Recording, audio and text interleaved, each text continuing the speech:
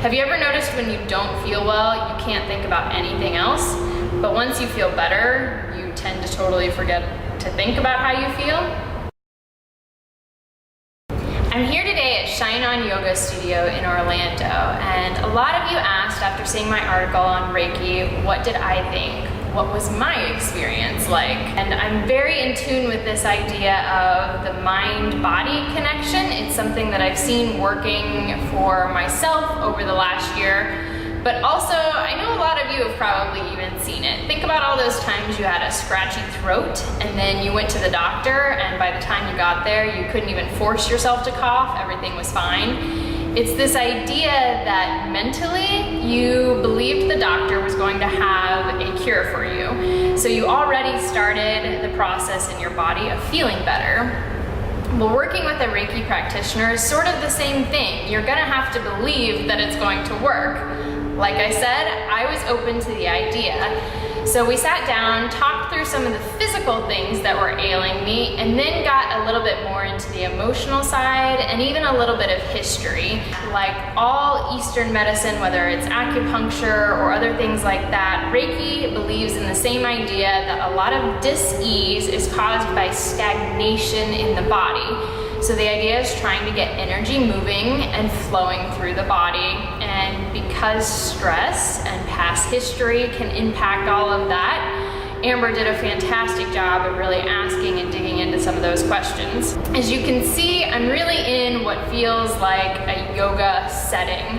So for those of you who are concerned about the spiritual component of it, you can certainly find one who will speak to those things if that is what appeals to you, but it doesn't have to. It does not have to include that, and it certainly doesn't have to go against any kind of religious belief. This is not channeling spirits or that sort of thing. What happened next?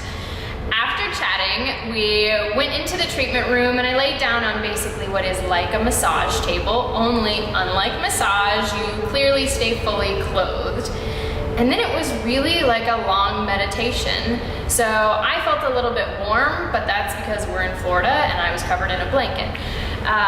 Occasionally I would feel her lightly place her hands maybe on my head or my abdomen, wherever she sort of felt that block and was trying to move energy. Again, this is not like massage where someone is actually working your muscles. It's really just a light touch. And you're doing a lot of the work by just relaxing, opening your mind, and yes, meditating more or less. So for me, since I've been practicing meditation, I actually tried to repeat some of the mantras that have helped me get into that state of clearing my mind, like I release, I let go, and then I just really kind of tried to be there in the moment. It would be very, very easy to fall asleep because you're actually for once letting yourself relax, and that's okay. They don't need you to be awake. Some people will report feeling either very warm or maybe pain if pain is something that is being worked on for them. I didn't have any of that. I did notice a couple of times where I felt almost a sensation of energy, which was great since we were working on fatigue for me. After the session, I pretty much felt the same as when I went in, but here's what was really interesting for me.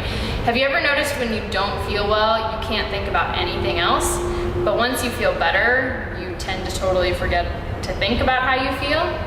A couple days later, it dawned on me that I had not thought about my stomach for at least 48 hours, and I was completing all of my runs, even those that involved speed work.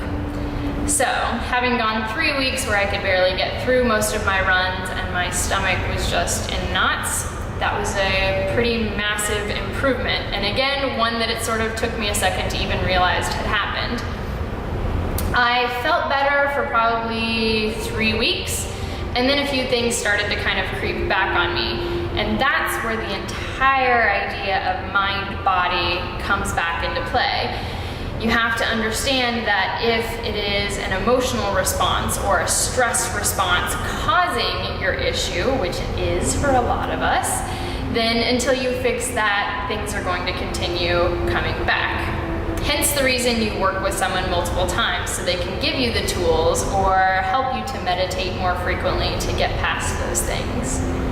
So that was my first Reiki experience, and I'm pretty excited to find out what happens if you continue utilizing it like any great tool. I would love to hear from you guys. As always, leave me a comment below, or I'll have links to more details about Reiki if you're just wanting to understand more about the entire practice. Amanda here. Thanks guys for sticking with me to the end. Don't forget, you can find all the links below. And if you've got questions for me, I love to talk running. Want to know how to get my shirt or anything else? Hit me up on Twitter or Facebook. You can find me everywhere as RunToTheFinish.